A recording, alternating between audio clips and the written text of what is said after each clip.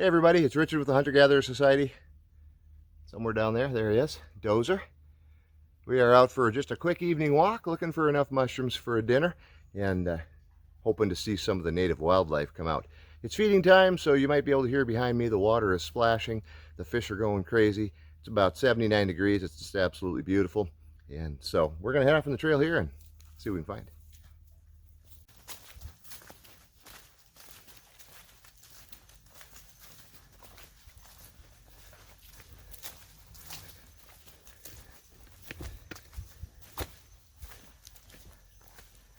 What are you finding, bud?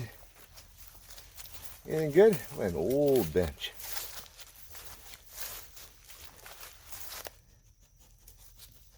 Something was here, huh? You're just a sniffing away.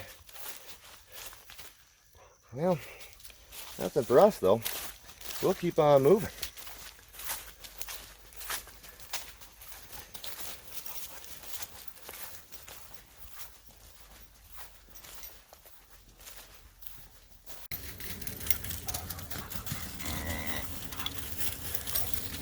What is that thing, Doze? You ever seen one of those?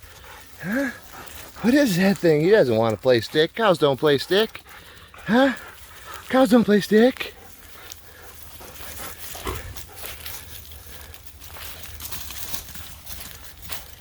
Drop. Drop.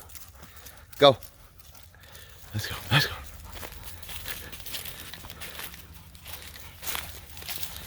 What is that, Doze? What is that? Come on. Come on. Let's go.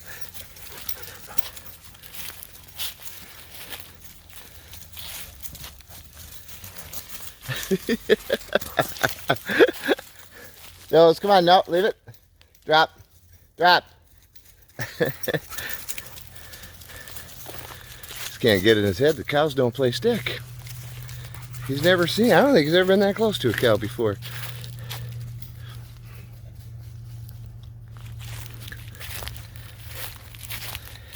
What do you think of that dog, huh? Huh? You want to play with that dog?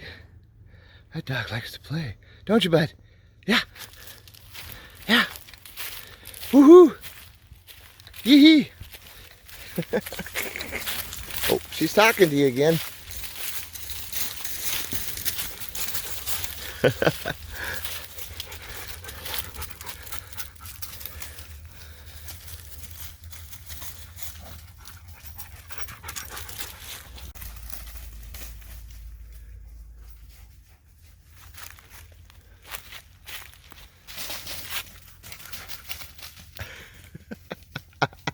Now you got them all riled up, Bessie.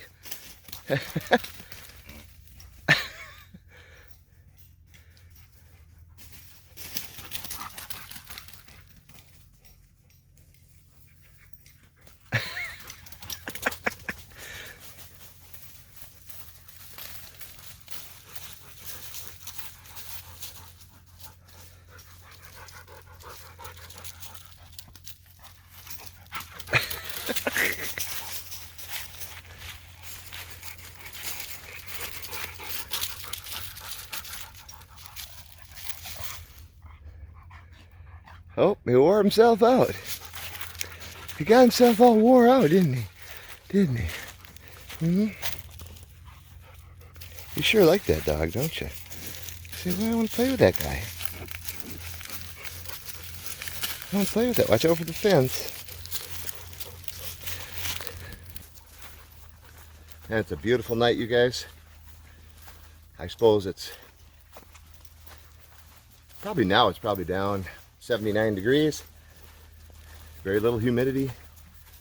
You can see it's kind of getting a little darker back here. We're out of reach of the sun, which is on its way down this time of day. We're just out for a quick hike. Stay out.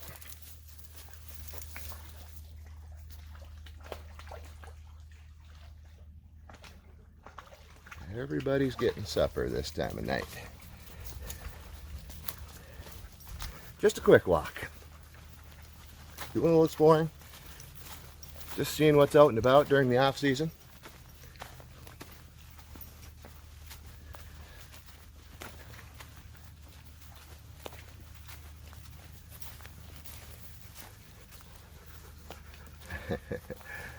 We can approach this now. Stay. There were two big gators laying there earlier. We didn't approach, but I don't know where they are now.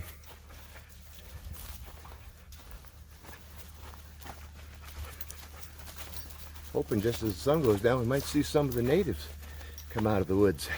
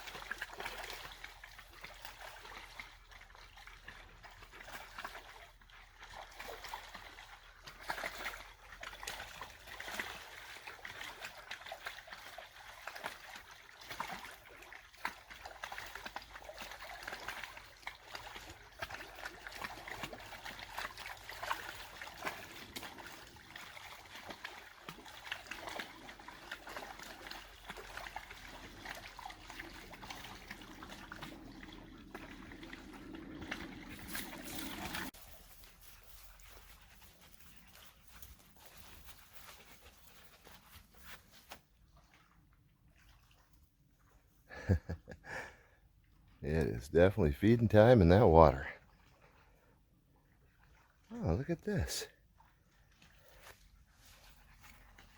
Well, look at those little things hiding. There's several of them in there. Oh, there's a couple more. Let's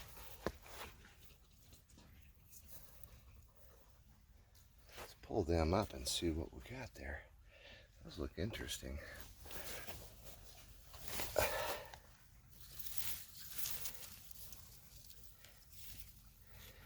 Hey, look, that's a little bolete. Small base. Yellowish bottom. Oh, they're sticky. That's a Soleus. I think that's a slippery jack is what that is.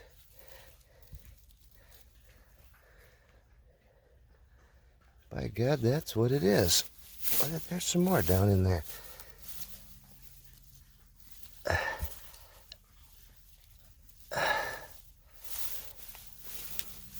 Looks like that's it for there. Yeah, that's definitely, there's an older one. Those are definitely slippery jacks. Now they are edible. They're not a favorite, I think, for anybody. Oh, there's some more back in there. I'm going to see if I can dig those up a little bit better. They're certainly not a favorite for anybody. I actually like them. I harvested them in Minnesota. That's a nice little patch hiding down in there.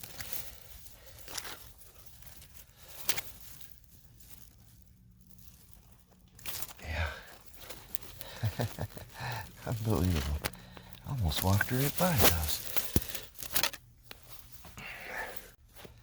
Well, guys, I tell you what, not a huge score, but if you were looking for a meal, that would suffice.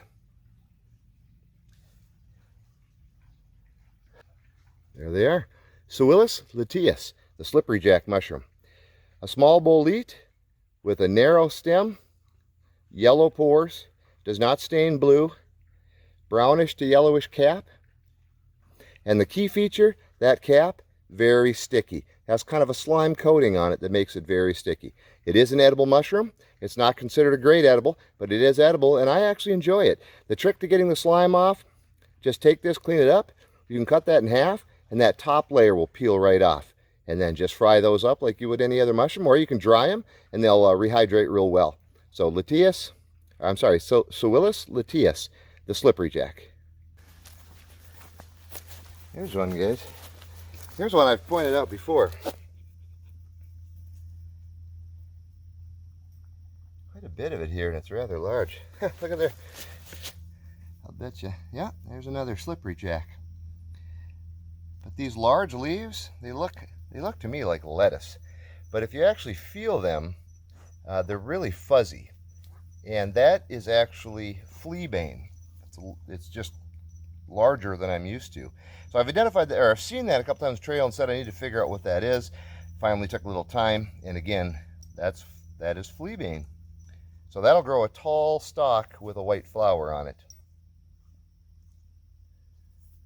There's an edible there. That's a thistle. He's got some spikes on him. You can cut them spikes off and eat him if you want, but I don't know. There's a ton of pennywort around here. I found some greenbrier growing, so you can pull the leaves and stems off of that. I have been for a trailside nibble, and you wouldn't need to work too hard for that thistle, or wouldn't have to spend the energy on that thistle. But you could eat it if you wanted. Earlier I did see a large thistle. I was thinking that if a person had a little pair of scissors with, that might be a good way to just slice off the edges of those where the thistles are, where the thorns are, and then leave the stalk and cut it. It tastes like celery. But with like a hunting knife, you'd have to pull those leaves off, and then you'd have to carefully cut the edges off to leave, you know, enough to make it worth it. And the odds of you getting that done without one of those thorns in your finger are pretty slim.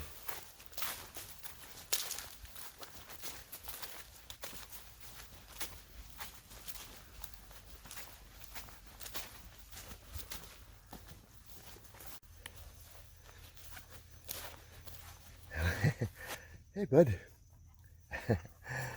Well, here's your bull thistle again. Now these are actually really thick. Look at the size of that one. There's quite a few of them here. The stalks get pretty thick. So you can eat those.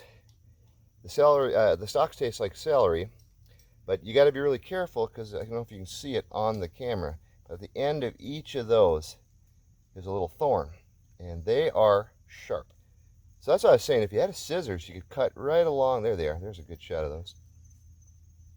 You could cut right along the edge and just trim those off, and then grab that and pull that off. And here, there's actually quite a big batch. Now, if you're going to make like a forager stew, we have the slippery jack mushrooms. We've found greenbrier, which again, we can use the young leaves and the tips on that. We found pennywort, which you can eat raw or you could cook up. And of course, there's always Biden's elbow around if you want to add a little of that to it. There's some right there. You know, so that's always around. So we've got mushrooms and we've got the bull thistle. Now that's, again, we're going to cut those stalks up. Matter of fact, speaking of greenbrier, there's a nice end right there. Now this doesn't have much for leaves, but that could be added to your forager stew. I'm going to eat that as a trailside nibble. So we've got mushrooms. We got, geez, we got the stalk of the bull thistle for some sustenance. So it's going to be like having celery in there. We've got the greenbrier leaves. That's our greens. Matter of fact, we found enough of that so far. Added with the pennywort, you wouldn't even need the Biden's elbow. Sorry, had a mental moment there. And so we found enough to make a stew. Now we haven't found anything really for seasoning. I typically always carry a little Foragers Seasoning with me, which is a combination of different items that I've foraged or grown on my patio. So the one I have right now is the moringa root ground up. It's also salt harvested from the Gulf, seaweed harvested from the Gulf. There's some poor man's peppergrass, and there is a 3 pepper blend that was grown on my patio. So a combination of foraged and grown. Everything I've produced my own. I think the only thing in it that I didn't produce, I threw a little bit of onion and garlic in there. Now yesterday, in a foraging class in Sarasota, we found society garlic. Now, if you could find that, I haven't seen any here today, but if you had it with you or had some dried up, that would be your garlic replacement. So I'm not going to do it today. As you can see, it's starting to get dark. And so we're just going to head out of here. I think Dozer and I, we've got a date with the brewery. It's Sunday night. Back to work tomorrow. I've got a full week. So we'll stop for a little bit of happy hour on the way home. Dozer, you want to stop for happy hour? Oh yeah. You always want to stop for happy hour. They give him his very own bowl, so can't beat that. So we're on our way out now, heading back to the parking lot. Not a bad little walk for a quick run. We also found quite a few beauty berries there around this time of year. I've been kind of snacking on those as we walk. And remember, the berries on those are edible. And as we're getting towards nightfall, the leaves you can crush up, rub on your skin, and it's one of the most effective mosquito repellents you can find. So, just something to keep in mind when you're walking around down here in Florida or anywhere else that has the beauty berry. Just crush those leaves up and rub them directly on your skin. Very effective.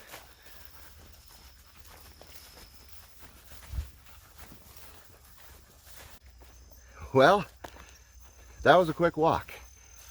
It ended up being probably an hour and a half, I suppose. Nah, not that, probably an hour. But it was a nice walk. I love this time of day. Temperature's down. The sun is low enough to where it hides behind the trees most of the time. As you can see now, it's pretty well gone. We're in the dusk part of the evening. All the noises of the night are starting to come out. What was great about the walk is we found a few wild edibles. We found pennywort, Biden's elba, greenbrier. I believe I found some smilex. The leaves weren't open enough to really tell, but I believe it to have been smilex. And the reason, there were no thorns on the larger vine. Found beautyberry and found a wild edible mushroom. So that's, considering it's the dry season and I don't remember the last rain of any significance, that was a pretty good find. And again, not a prime wild edible, but a good edible if you know how to process them. So again, the key to processing those, you can either just wash that cap off and get some of that kind of slimy material off of there. And I know that doesn't sound appealing, but trust me, when you wash them, they'll be just fine. My preference, though, is to take your knife and just very carefully peel back that skin of that mushroom. And I just think that cleans up the flavor of those mushrooms really well. And I think it's a good edible. Now, when I'm going to cook it, doesn't matter. So my thought is, I'm going to take a little bit of spaghetti noodles. I'm going to take probably some katuk from the patio. I'll use the wild mushrooms, so the katuk for the greens, wild mushrooms, a little bit of garlic, maybe a little onion. I'm going to put that in a pan and saute it just a little bit. I'm going to add a little coconut milk to it. Add about half a lemon to a full lemon. And black pepper. And I'm just going to let that simmer until the noodles are done. And that should be an absolutely fabulous dinner. Actually, you know, I think I'll add some protein. I've got some shrimp and some mini scallops at home.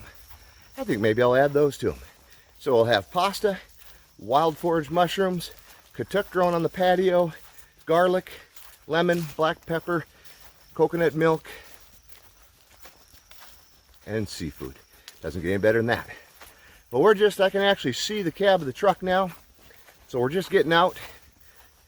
It was a great adventure beyond the food. You know, Dozer got to meet his new friend Bessie. And I don't know how much of that I got in the film. I know at one point I thought I was filming and I wasn't. And I'm afraid that was the best part. But those two ran back and forth in front of that fence. And that cow would moo at him. And he would grab a stick and run. It was just hilarious. I mean, laugh out loud funny. So that was a lot of fun. We saw two big gators. Got real close up to one. Probably a little closer than I expected. But they're on the water's edge, and when you get back in there, they're shy. So the moment they see you, they jump into the water. So not too worried about that. Saw a lot of birds, more so off in the distance, not much on film. Didn't see any deer or boar. And truthfully, with Dozer with me without a leash today, not seeing the boar is a good thing. So I really appreciate you tuning in. I'm glad you guys like these videos. I really like making them. Thanks a lot for the feedback that I get, the messages. Again, if you like this, you know the drill. Like it, subscribe to it, share it, comment on it. Anything you can do to get them out there, that would be awesome. Richard with the Hunter-Gatherers Society, and of course, my faithful partner Dozer. Next time you see us, we'll either be in the kitchen cooking something wild, or we'll be out doing something wild.